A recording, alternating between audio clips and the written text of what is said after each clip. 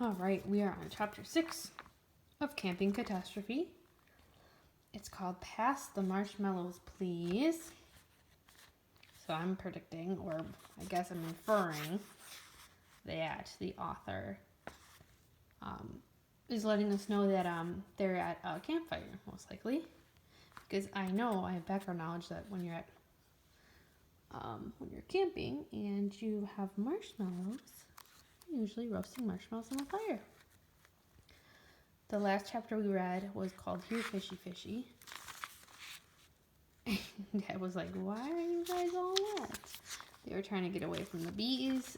And I don't think they caught anything, right? Yeah, they kind of had a disaster. No one really caught anything. And then Dad's, all right, you can just go swimming. So they jumped in the lake. Let's see what happens. After we finished swimming, we walked back to our campsite and put on our clothes. They had dried in the sun. I'm starving, I said. When's dinner? I figured you boys would probably get pretty hungry, so as soon as we get our campfire going, we can cook the hot dogs. Oh, remember they didn't get sticks? Let's see if that's a problem. And the s'mores, I said. Yes, Freddy, and the s'mores, my dad said, smiling. We just need to pile up some of those sticks that you guys gathered earlier. Where did you put them? I looked at Robbie. Robbie looked at me. Yeah, well, about those sticks. What about them? Asked my dad. Remember how we were chased by the swarm of angry bees? Yes. Well, I think we left the sticks on the ground next to the tree when we ran for our lives. We can go back and get them, Mr. Thresher, said Robbie. That's a great idea. You guys go ahead. I'll stay here and try to get the food organized. Oh boy, do you really think that's a great idea, you guys? To go back and get the sticks? I'm thinking no. Right? Because they have to go back to the beehive. Are you crazy? I'm not going anywhere near that hive. All right, he's thinking the same thing as me. Don't worry, Freddy, Robbie said. Those bees aren't there anymore. They flew off somewhere else to build another hive. Are you sure? What'd I tell you earlier? Yeah, I know, I said, patting Robbie on the back. When it comes to animals, you're the boss. All right, let's go. We started to walk off. We'll be back in a few minutes, Dad, I called. It didn't take long for us to reach the big tree. Luckily, the bees were gone, but our piles of sticks were still there. We picked them up and ran back to camp. Here you go, Dad. 2 big piles of firewood. Good job, boys. Now let's get the fire started. What do you say? Oh, so were the bees an issue or no? I guess not. In no time at all, we had a roaring campfire. I'm impressed, Mr. Thresher, Robbie said. This is a great fire you've got here. Thanks, Robbie, said my dad. Your grandpa taught you how to fish, and my grandpa taught me how to build a great fire. He had a house way out in the country, and we had a wood-burning stove to heat his house. Whenever we went to visit, we had to build a fire just to keep warm. Do you guys know what this... Oh, never mind. I thought those were 3 stars here. Those aren't 3 stars. That's to page 64. Never mind. A growling noise interrupted his story. Shh! Did you hear that? Robbie asked. What was that? I burst out laughing. Ha ha. That was my stomach growling.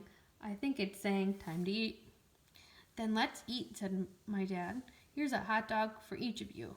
Just put it on the end of those long sticks and hold it over the fire until the skin cracks a little bit and it gets hot and juicy. Do you guys have a connection to that? Has anyone ever roasted a hot dog over a fire? You mean I get to cook it myself? I said excitedly. Of course. That's the best part of camping. Cooking over a campfire. Just don't get too close to the fire. Soon the hot dogs were done. Just let them cool off for a few minutes, and then you can eat them right off the stick, my dad said. Really?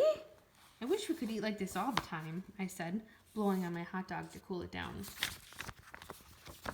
Yeah, said Robbie. You need silverware? I took a bite of my hot dog. Yummy, I said, rubbing my stomach. I think this is the best hot dog I ever ate. Me too, said Robbie, shoving a huge piece into his mouth. pause here to see if the word fin is on the page. We gobbled up the hot dogs as if we hadn't eaten in days. Time for dessert, I yelled, and I jumped up and grabbed a bag of marshmallows. I can already taste the hot, gooey marshmallow melting in my mouth. Mmm. Nom nom nom.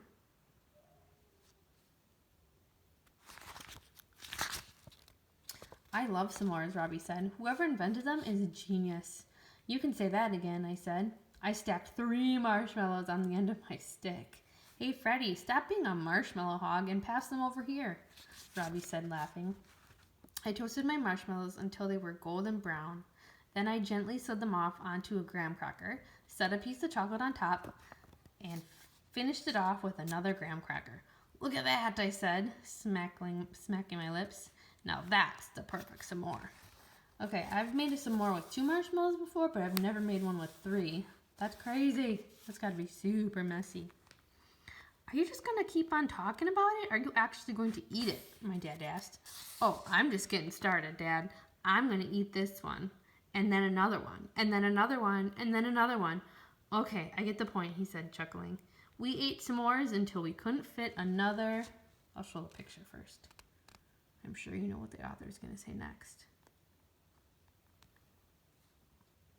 We ate s'mores until we couldn't eat another bite into our stomachs. I think I'm going to be sick, I said, smiling. Well, don't get sick on me, Robbie said. If you have to toss your cookies, go do it over there. You guys know what that means? Tossing your cookies. It's another way to say throw up. If he has to throw up, go over there, pointing to the bushes. I'm just kidding. I'm not really going to throw up. Thank goodness, said my dad, because I'll be in a lot of trouble if your mom... I'll be in a lot of trouble with your mom if I bring you back sick. Actually, I've never felt better, I said, with a big grin across my face. I'm having a great time. Me too, Mr. Thresher. Thanks for letting me come along. My pleasure, Robbie. I'm having a great time too. What do you say we clean up this mess and set up our sleeping bags and tell some ghost stories? Great idea, said Robbie. I have some stories that will really scare the pants off you. So far, so good. So far, Freddy's making it through the night. I wonder if the camp or the scary stories are going to scare him and want to make him go home. So the next chapter is called, Shh, what's that? I think that's something scary during their scary stories.